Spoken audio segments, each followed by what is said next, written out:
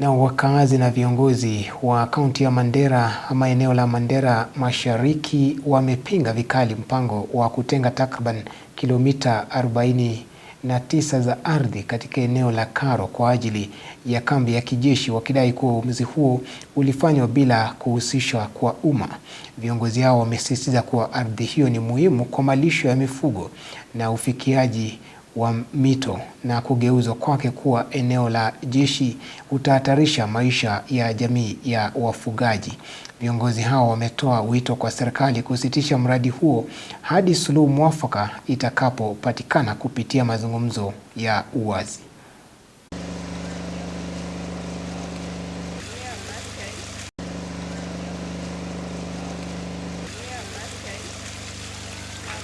Little did we know that there was a secret scheme to allocate a massive parcel of land measuring 49 square kilometers for military use. However, condition number 1 of the Gazette Reservation Order is indisputable. The land shall be used exclusively as a military camp and training area.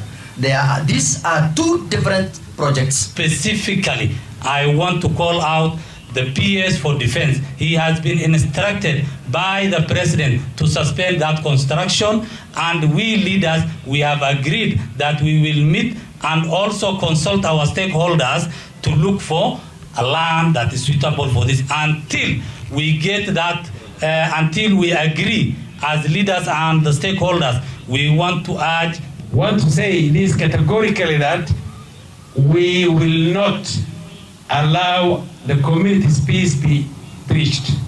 We will not allow our grazing rights, our historical land to be used.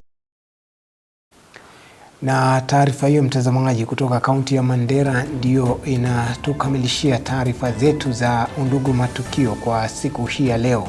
Kwa niaba ya wote waliofanikisha matangazo haya, sina la ziada ila kuhitimisha taarifa hizi. Tukutane siku nyingine, Mola akiridhia.